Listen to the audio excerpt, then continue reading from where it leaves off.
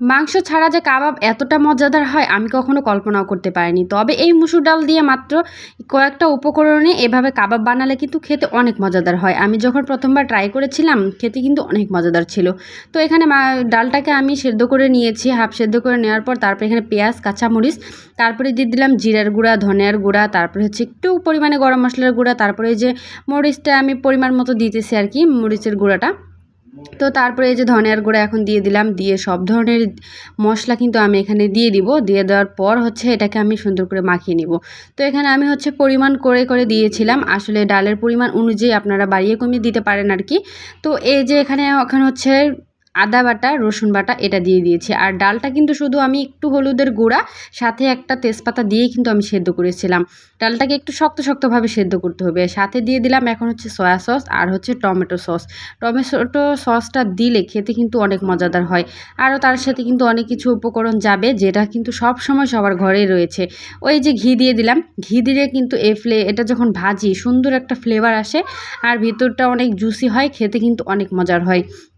তো যাই হোক, এই যে ঘি দিয়ে দিলাম আমি হচ্ছে ১ টেবিল চামচের একটু বেশি হবে আর কি, যেহেতু ঘিটা একটু শক্ত ভাব রয়েছে মানে ফ্রিজে ছিল এই জন্যই। তো তারপরে এখানে হচ্ছে আমি পাউরুটি সেটাকে ভেজে আমি হচ্ছে গুঁড়া করে নিয়েছি। পারলে কিন্তু টোস্টের গুঁড়াও দেওয়া যায়, আর না হলে কিন্তু ব্রেড ক্রাম্ব যে কিনতে পাওয়া যায় সেটাও কিন্তু দেওয়া যায়।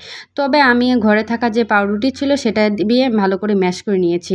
তো তারপরে এখন হচ্ছে দিয়ে দিব ডিম, একটা ডিম দিয়ে দিব, যেহেতু আমি এটুকু পরিমাণে করছি। আরও যদি বেশি পরিমাণে হয় তাহলে এখানে আরও একটা ডিমের প্রয়োজন হতে পারে। আমি তো আমার পরিমাণ মতো বানাচ্ছি, তো এজন্য একটা ডিমেই কিন্তু হয়ে যাবে। তো এখন আমি এটাকে একদম সুন্দর করে ভালোভাবে মাখিয়ে নিব।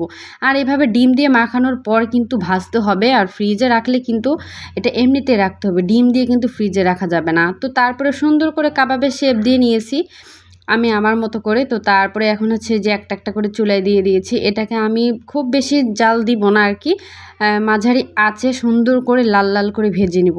আর এই কাবাবটা পোলাওর সাথে, তারপরে বিকালের নাস্তা হিসেবে, তারপরে হচ্ছে বিরিয়ানির সাথে সব কিছুর সাথেই কিন্তু খেতে অনেক মজাদার হয়। আমার বাসায় তো পোলাও রান্না করলে এই কাবাব ছাড়া একদমই চলে না, কারণ আমারও খেতে ভালো লাগে, আবার এর সাথে আমার বাসার সবারও অনেক পছন্দের এই কাবাবটা। তবে এটা বানানো কিন্তু খুবই সহজ, শুধুমাত্র মসুর ডাল দিয়ে কোনো প্রকার মাংস ছাড়াই কিন্তু এই কাবাবটা বানানো যায়। তো এই যে এখন কাবাবটা আমি সুন্দর করে ভেজে নিয়েছি এপিট ওপিট করে, এই যে দেখতে পাচ্ছেন কি সুন্দর একটা কালার এসেছে। এখন হচ্ছে এগুলাকে আমি তুলে নিব, তুলে নিয়ে হচ্ছে আজকে আমি পোলাওর সাথে এটাকে আর কি আমরা হচ্ছে খাবো। তবে এটা বিকালের নাস্তা হিসেবে খাওয়া যায়। আর যদি ফ্রিজে সংরক্ষণ করতে চান তাহলে ডিম দেওয়ার আগে হচ্ছে কিন্তু এটা সংরক্ষণ করে নিতে হবে। তো ডিম দেওয়ার পরবর্তীতে ফ্রিজ থেকে বের করে ডিম দিয়ে মাখিয়ে নিলে হয়ে যাবে।